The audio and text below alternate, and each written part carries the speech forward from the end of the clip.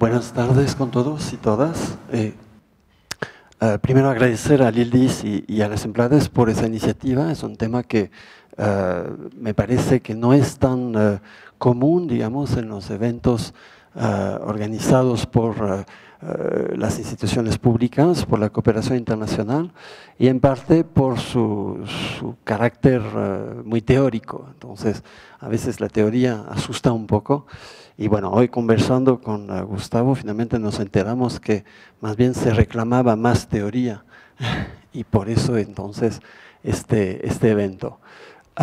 El título que propuse, Paradigmas en disputas, los aportes del neoinstitucionalismo al análisis de políticas públicas, no es tan natural. En primer lugar, porque habla de paradigmas y eso no es una cuestión, digamos, consensuada o que tiene una única respuesta.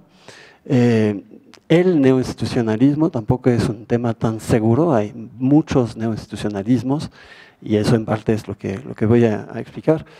Y por último, ¿qué relación entre un acervo de problemas planteados desde la historia, la economía, la sociología, la ciencia política, para entender mejor las políticas públicas? Es el tercer punto que hay detrás de la intención de mi ponencia. Entonces, yo partí de una pregunta general, teórica, y es, ¿podemos hablar o en qué medida podemos hablar de paradigma a propósito de los distintos neoinstitucionalismos que conocemos en la actualidad? Empezando con una primera preocupación que de pronto salió en varias discusiones con André Roth, que está aquí, que probablemente va a exponer también ese punto, y es la frecuente asimilación del neoinstitucionalismo al positivismo.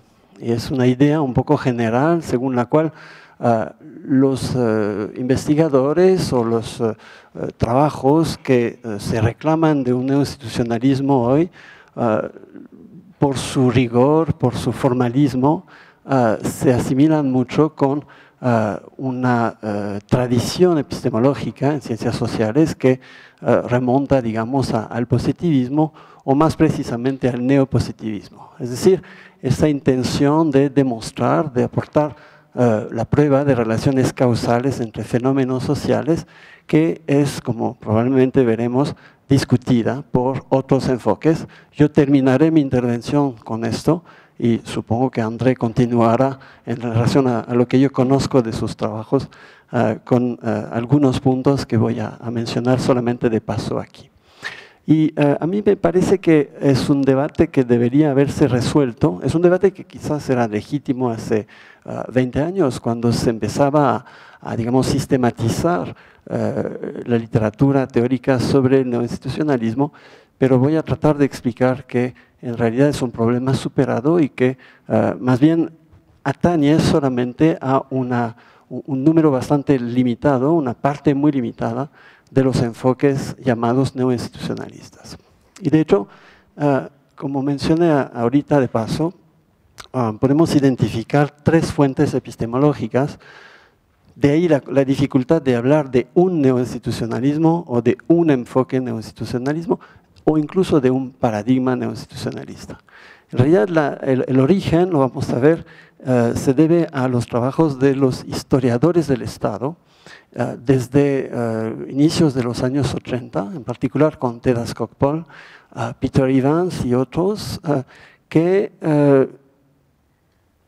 propusieron volver a colocar el Estado en el centro de los procesos sociales, políticos y económicos. Esa es la primera fuente, el historicismo, que algunos llaman el neoinstitucionalismo histórico. Una segunda fuente en la misma época, los años 83, 84, viene de la sociología, y en particular de la sociología de las organizaciones, con los trabajos de James March y Joan Olsen, más centrado en el funcionamiento interno de las instituciones, el funcionamiento de las organizaciones concretas, y no solamente las del Estado, dicho de paso, y que identifican también ciertas constancias, ciertas regularidades en esas interacciones que se asimilan entonces a instituciones. Voy a desarrollar esto un poquito más tarde. Y una tercera corriente procede más de la economía y en particular lo que se llamó originalmente la nueva economía institucional con Douglass North, con trabajos luego mucho más cercanos a nuestro campo, el análisis de políticas, de Elinor Ostrom. Y la reflexión ahí era más bien en qué medida las instituciones podían corregir o se justificaba la creación de instituciones para corregir fallas del mercado y dar entonces una especie de contrapunto a la teoría neoclásica en economía. Ahora bien, esas tres corrientes epistemológicas en realidad se retroalimentan. Es muy difícil hoy día, insisto, se hizo, y voy a hablar un poco de las tipologías, pero yo creo que hemos recorrido un buen camino en los últimos 20 años, desde que se empezó a sistematizar estas ideas, y es muy difícil entonces dar una separación así nítida entre lo que son los aportes de la historia, los aportes de la ciencia política, los aportes de la economía y de la sociología.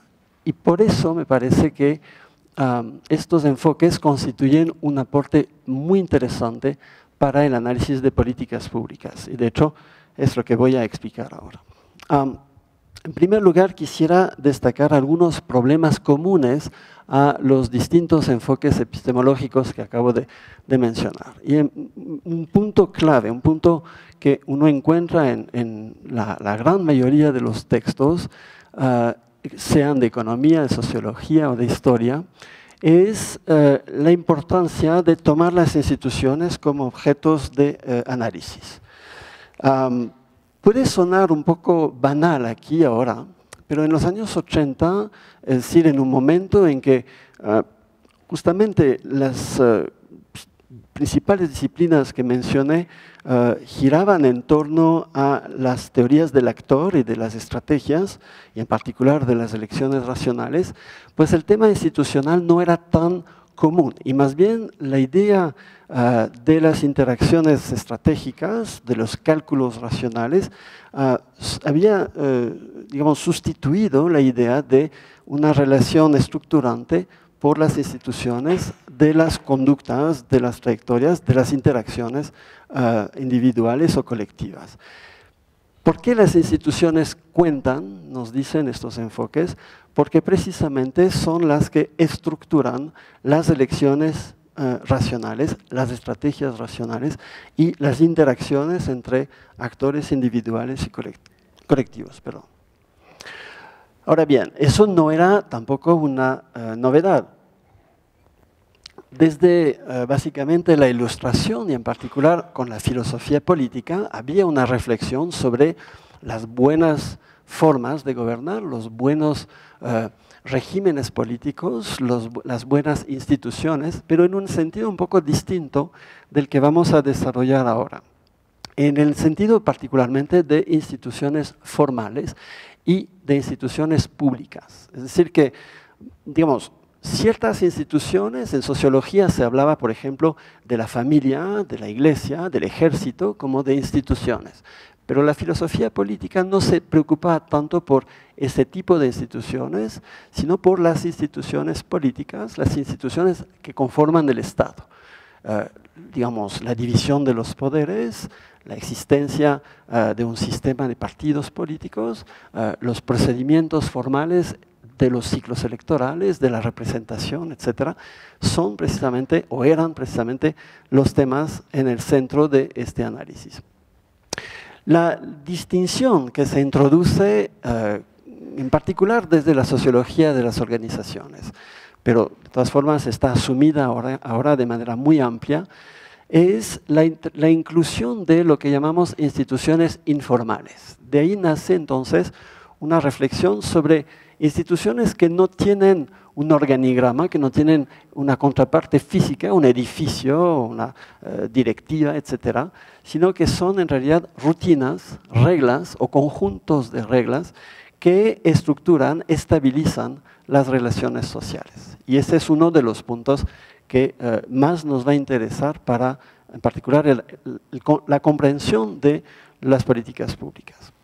Segundo aspecto es en la transformación del Estado, en particular desde las teorías de la gobernabilidad, de la gobernanza. Es decir, que lo que se reintroduce con las problemáticas neoinstitucionales es la importancia de entender cómo las estructuras formales del Estado, el gobierno, el parlamento, el poder legislativo, el poder judicial, están alteradas por el nuevo entorno, en particular la globalización, la desregulación y ciertas tendencias a, por ejemplo, la conformación de comunidades de países, de conjuntos de países, que poco a poco van, digamos, cuestionando el ámbito tradicional del Estado. Y desde luego hay una reformulación de lo que eran las preguntas, decía, de la época de la Ilustración,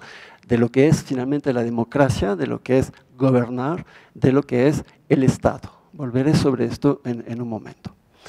Y entonces, si uno se remite a la literatura de los años 90 y un poquito hasta, digamos, avanzado los años 2000, encontramos una multiplicación de tipologías de los neoinstitucionalismos que denota una inquietud intelectual.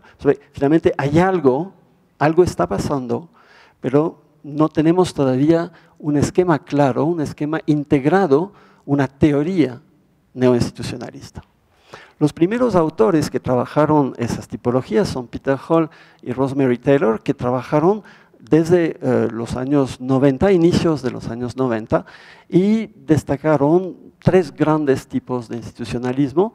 El institucionalismo histórico, o del neoinstitucionalismo, por facilidad voy a quitar el neo, si me permiten. Ahora entendemos que hablamos de hecho, como dice Guy Peters, los neos envejecen muy rápido, entonces asumamos que ya no es tan neo y que entendemos que es un institucionalismo contemporáneo. Entonces, un neoinstitucionalismo histórico, un institucionalismo sociológico y un institucionalismo de la elección racional. Voy a volver sobre el tercero en poco tiempo. Me detengo un minuto en este problema de las tipologías. Aquí tenemos una primera manera de organizar el campo, que es precisamente la que yo escogí al principio, por disciplina. Finalmente, varias disciplinas se preocupan por una cosa común y tienen problemáticas bastante compatibles o que dialogan bastante. Pero de pronto aparecen tipologías y en particular pienso en un texto de Vivienne Landes que fue publicado mucho más tarde, en el 2010, un texto de Guy Peters que fue publicado por el 98, que empiezan a multiplicar los neoinstitucionalismos y a los tres que acabo de citar se suman un institucionalismo normativo, un institucionalismo feminista, un institucionalismo de las redes, en fin. Y eso denota en realidad de otro problema. Denota de una imposibilidad en este momento de identificar la relación entre el objeto y la teoría. Y eso es muy común en ciencias sociales, es decir, que aparecen nuevos problemas de análisis y desde luego las teorías se crean un poco ad hoc, un poco como si fueran nuevas. Y por eso, yo decía, la cuestión del neoinstitucionalismo es una cuestión todavía irresuelta y yo dudo hasta que se pueda hablar de un neoinstitucionalismo y en particular porque no hemos definido si lo que define el neoinstitucionalismo es su interés común por las instituciones o si es el hecho de que las instituciones sean variables explicativas de otras cosas. Y creo que ahí está en gran parte la discusión para nosotros en el análisis de políticas públicas. Pero antes de ir a ese punto, quisiera ahora abordar dos tipos de problemas que encontramos de manera común en estos artículos, en estos libros de enfoques neoinstitucionalistas. Primero, los problemas del Estado. ¿Cómo estos enfoques abordan el Estado, sea desde la economía, la historia, la ciencia política? El primer conjunto de textos es la relación entre la sociedad y el Estado. Y aquí tenemos una pregunta clave en cuanto a la naturaleza del Estado. ¿Qué es el Estado? ¿Es una entidad discreta, separable de los otros actores, de las otras dimensiones de la vida social, política? ¿O es un conjunto de actores, un sistema? Claramente, lo que sobresale de los estudios a los que me estoy refiriendo es una definición del Estado a la vez como el producto de interacciones, entonces no una entidad separada de la sociedad, y un sistema de instituciones. Esto es en gran parte el aporte de los trabajos de Skocpol, de Evans y de lo que se suele llamar el neoinstitucionalismo histórico, que nos reubica en una perspectiva de mediano y largo plazo. Rápidamente, uno de los aspectos más interesantes, por ejemplo, de la sociología histórica, y lo cito porque es un autor que ha trabajado sobre América Latina, sobre Centroamérica, pero nos interesa también, que es James Mahoney, habla de dependencia de la trayectoria, de path dependence, para designar fenómenos donde un accidente histórico, no tengo tiempo aquí de explicar, pero a lo mejor saldrá en la conversación, genera una especie de secuencia causal irreversible. Y esa secuencia es precisamente lo que origina sistemas institucionales. Por ejemplo, los regímenes políticos nacen de estos accidentes históricos o de coyunturas críticas históricas y se estructuran y crean una situación en la cual, por ejemplo, los partidos en el poder, los actores en el poder, consolidan o ven su posición consolidarse, mientras que es cada vez más difícil entrar para los outsiders, para los grupos sociales desfavorecidos o para los partidos no dominantes, no hegemónicos. Problemas de ese tipo se han observado en los mercados, las típicas fallas de mercado cuando hay un monopolio natural o en las relaciones sociales, por ejemplo, en las innovaciones tecnológicas de ciertos productos. Ese hasta, digamos, ahí con la relación entre el Estado y la sociedad. El segundo aspecto es el funcionamiento del Estado. Y aquí vuelvo otra vez a Marx y Olsen, que formalizaron una tesis que contradice, o digamos, pretende contradecir una tesis bastante común en la teoría de elecciones racionales, es decir, las conductas son orientadas, como decía Weber, por arreglo a fines, es decir, que los actores adecúan sus medios, sus elecciones, en función de intereses generales. En general, en la teoría de la elección racional, intereses egoístas e intereses maximizadores. Pues a esta lógica se contrapone lo que llaman Marx y Olsen la lógica de lo adecuado, que es más bien una lógica consecuencialista. Dice lo siguiente, básicamente los actores que interactúan no tienen necesariamente el mismo sistema de valor, no se refieren sistemáticamente a la misma noción de qué es lo mejor, qué es lo más rentable, lo más útil, lo mejor, lo más bueno, sino a un acervo de informaciones que definen una conducta idónea en un momento dado, en un lugar dado. Y precisamente esta lógica de lo adecuado está dictada por las rutinas que son las instituciones informales o las reglas que son las instituciones informales. Entonces, aquí tenemos claramente un aporte desde la sociología de las organizaciones a un entendimiento de por qué ciertas decisiones, por ejemplo, de acción colectiva, aparecen irracionales a unos actores y muy racionales a otros. También en la sociología de las organizaciones hay una serie de trabajos sobre la transformación de las organizaciones. Y, me refiero aquí en particular a los trabajos de DiMaggio y Powell que estudian cómo se transforman las organizaciones y por los que nos interesan en particular aquí, las organizaciones del Estado, las organizaciones o las instituciones formales públicas. Aquí, bueno, no hay tiempo por desarrollar esto, pero el hecho es que hay una lógica inherente a las instituciones que no es exactamente una lógica de lo adecuado, porque no es una lógica individual, pero que en cierta forma condiciona las posibles acciones, tanto de las organizaciones, por ejemplo, modificar los reglamentos o modificar los objetivos, o modificar la organización, el organigrama de una institución pública, no es una cosa independiente de la naturaleza, la experiencia, la cultura de esta institución. No se puede sobre un plan, sobre una decisión, digamos, un cálculo racional, imponer así nomás una nueva manera de trabajar a una institución pública. ¿Por qué y cómo evolucionan? Bueno, en general por sus interacciones, por fenómenos de difusión, por fenómenos de imitación, etc. Ese es el punto que no voy a poder desarrollar aquí. Y por último, hay un tercer elemento que me parece muy interesante para el análisis de políticas, que fue traído a la discusión por Peter Hall, que es, finalmente, en los procesos políticos hay varios niveles de cambio. Hay niveles en los cuales, finalmente, los actores ajustan, típico un ajuste racional, los medios a los fines. Eso los llamamos cambios de primer orden. Son típicos las medidas de políticas que juegan sobre las tasas de interés interbancarias o sobre la creación de programas cortos o acciones específicas.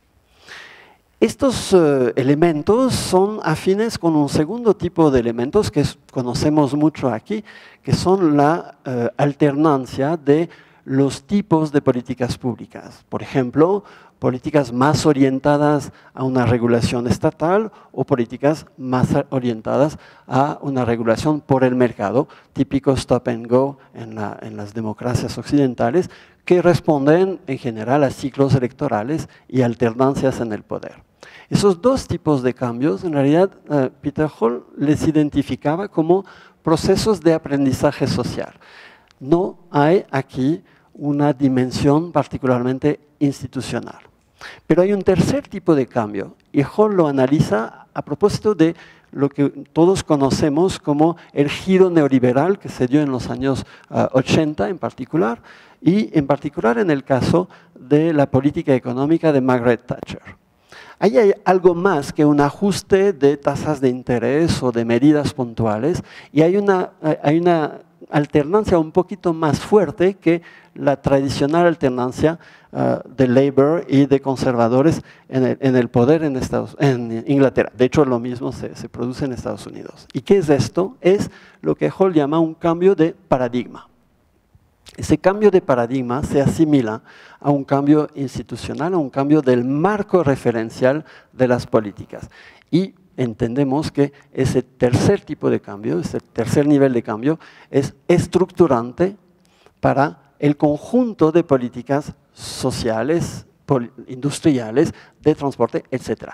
Y ese es un tema que se observa desde varias escuelas, desde varios enfoques, pero con básicamente la misma teoría, en Francia, en Estados Unidos, en Alemania y en muchos países, obviamente, de América Latina hasta un periodo reciente. Eso me lleva entonces a un segundo conjunto de problemas. ¿Estoy bien con el tiempo? ¿Me dan? Ok, estoy bien. No, 10 si me permiten, pero partimos con 8 y después te regateo. Los problemas, el segundo grupo de problemas que encuentro comunes a muchos enfoques neoinstitucionalistas son los problemas del mercado. Y es cómo estos enfoques analizan el funcionamiento del mercado y la relación entre el Estado y el mercado. Entonces, hay un primer grupo de discusión sobre lo que llamé la nueva economía institucional y que parte de la idea que es en Douglass North en particular. Se crean instituciones, por ejemplo, para ilustrar un poco esto, la regulación ambiental o los contratos o los regímenes de comercio, en particular los regímenes de comercio internacional, son un acervo de instituciones que permiten reducir los costos transaccionales en el mercado. ¿Qué significa esto? Significa que los actores del mercado, públicos o privados, no tienen que renegociar sistemáticamente las reglas del juego. Y por eso es que hay una dimensión no subjetiva, no rational choice, no del individualismo metodológico en el funcionamiento de la economía según este enfoque. Ahora, esto me va a llevar a un segundo problema, y es cómo se articula una lógica de elección racional, que es típica de la economía neoclásica, con la existencia de instituciones que limita. Conocemos el credo neoliberal, el Estado es el problema, el gobierno es el problema, en la famosa frase de Ronald Reagan, porque perturbe, distorsiona finalmente el funcionamiento del mercado. Pues aquí hay un tema un poquito especial, y es que para este enfoque, finalmente las instituciones son el producto de elecciones racionales. Entonces es una forma de recuperar en la nueva economía institucional, finalmente la misma teoría de elecciones racionales para aplicarla a una explicación de dónde vienen las instituciones. Yo creo que eso plantea una serie de problemas que voy a mencionar en los dos próximos párrafos. Un segundo grupo de estudios que debemos a Elinor Ostrom y a su laboratorio tiene que ver con la gestión de los bienes comunes. Los bienes de uso común, los bienes comunes, son bienes cuya utilidad es colectiva, pero que si aplicamos un esquema estricto sensu de cálculo racional de los individuos, tiende al agotamiento. Es, por ejemplo, la tragedia de los comunes formulada en los años 60 por Thomas Harding, en la cual ustedes tienen un grupo en el contexto del Open Field en Inglaterra, un conjunto de campesinos que explotan un recurso, una tierra en común, y se observa que el rendimiento de esa tierra decrece a medida que maximizan estos actores sus ganancias, sus intereses. Eso es el problema del cambio climático, eso es el problema de muchos aspectos ambientales que hoy día se discuten en los foros internacionales, y en parte por eso se dio el Premio Nobel de la Paz, de Economía, perdón. Se hubiera podido dar el Premio de la Paz, de hecho, a Elinor Ostrom. Porque el problema de la gestión de los comunes es un problema institucional. Es decir, aplicando el mismo razonamiento, pero en una situación extrema, ya no es un tema de abaratar costos transaccionales, sino de evitar un decrecimiento de los rendimientos para todos, o un agotamiento de los recursos para todos. ¿Qué instituciones son deseables y cómo explicar la creación de instituciones en un entorno de libre competencia o de mercado? Y bueno, aquí hay otra vez una serie de aportes que, por ejemplo, una de las conclusiones de esta escuela es un tema que a nosotros, o a muchos de nosotros que hemos trabajado en la Amazonía, parece una evidencia, pero que no lo era ni siquiera en el sistema de Naciones Unidas: la necesidad de volver a modelos locales de gestión de los recursos naturales. La cogestión, el comanejo de, por ejemplo, territorios indígenas o de áreas protegidas, con la participación de actores directamente involucrados o afectados por la gestión ambiental. Todo lo contrario del esquema diseñado en los años 50, cuando se formalizó el programa de las Naciones Unidas para el Medio Ambiente, donde más bien se trataba de imponer reglas a través del PNUMA, a través de la UICN, a los actores. Y eso ha dejado, obviamente, ha creado muchos conflictos. El tercer elemento que anunciaba me genera una duda y un problema metodológico. Se refiere a lo que llamaban Lowndes, lo que la misma Elinor Ostrom llama el institucionalismo de la elección racional. ¿Qué es esto? Es una aplicación de la teoría de elecciones racionales a la reflexión sobre las instituciones. De dónde vienen, cómo funcionan, cómo se transforman, qué hace que se cambian, etc. Yo creo que aquí tenemos un problema en definir el estatuto de la institución. Es decir, es una variable dependiente que vamos a estudiar entonces como fruto de un cálculo racional o fruto de una negociación o de una transacción, o es una variable independiente que estudiamos entonces como la que estructura los cálculos racionales, las negociaciones, etc. Aquí hay un dilema que no está zanjado en ese enfoque. Y de hecho, nosotros, digamos, desde los estudios que me sirven más particularmente, desde la sociología y desde la ciencia política, rechazamos esta idea de un neoinstitucionalismo de la elección racional. Hablamos de teoría de elecciones racionales que absorba, en cierta parte, conceptos, ideas de los neoinstitucionalismos. Y, bueno, un segundo aspecto es la noción de instituciones estructuradas y no estructuradas, que en realidad es una reformulación de instituciones formales e informales. ¿Qué es una institución no estructurada? El mercado es una institución no estructurada, en esa terminología, ¿no? En un país, en una economía capitalista o de libre mercado, el mercado no es estructurado, se autoestructura, se autogobierna. Una institución estructurada es todo lo contrario. Y paradójicamente, la OMC, que promociona la no regulación de los mercados, es una institución estructurada. Solo para, digamos, relajarles un poco y anunciarles que ya vamos acabando. Al final, entonces, ¿qué provechos podemos sacar de estos distintos aportes para entender mejor las políticas públicas? Primero, entendamos que hay varias maneras de analizar las políticas desde un mismo enfoque. Cuando decíamos el enfoque neoinstitucionalista, no nos olvidemos que en realidad hay una dimensión histórica, hay una dimensión sociológica y hay una dimensión económica. Por lo menos, hay muchos más. Esto explica por qué florecen las explicaciones sobre el neoinstitucionalismo de las redes, feminista, etc. Todos los calificativos que yo mencioné a propósito de Vivian Lowndes son finalmente aplicaciones de ciertos principios, como por ejemplo, las instituciones pueden ser formales o informales, las instituciones estructuran las conductas, condicionan las conductas, las instituciones anteceden las preferencias, etc. Y por eso no hay un enfoque neoinstitucionalista. Ahora, hoy en el ámbito del análisis de políticas, me parece que podemos distinguir entre tres grandes grupos de estudios, tres grandes maneras de abordarlos.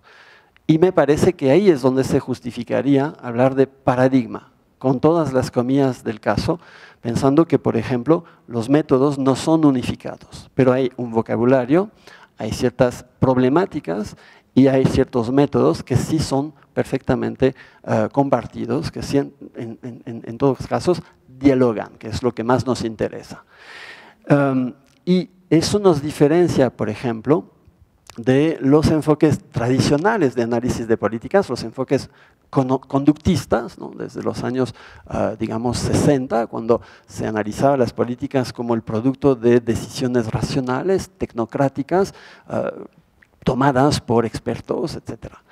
Y también, y eso es lo que nos va probablemente a introducir André, nos diferencia de los enfoques que yo llamo cognitivistas, detrás de algunos autores, en particular en Francia, es decir, de enfoques que más bien se preocupan por explicar las políticas a partir de las representaciones, a partir de los marcos interpretativos desarrollados o elaborados por los actores.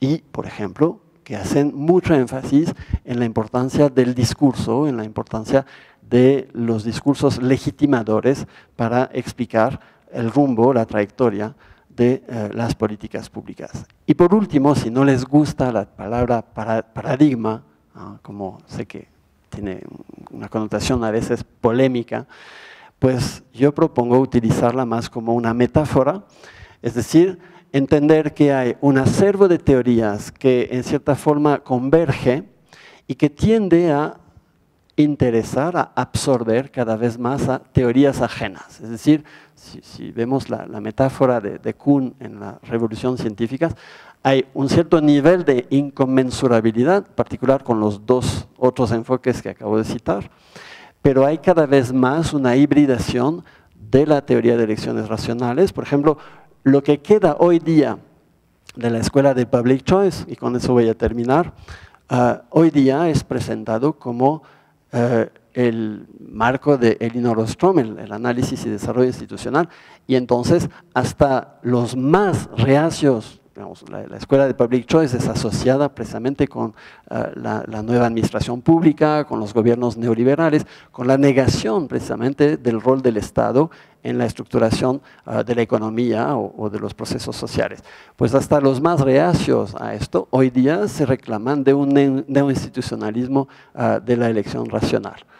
Ni hablar de los marxistas que han redescubierto el Estado con una dimensión mucho más interpretativa que la dimensión estructuralista clásica que había en la época gloriosa de Nikos Poulantzas o de las teorías del Estado así a lo grande. Muchas gracias por su atención y ahora dejo la palabra a André.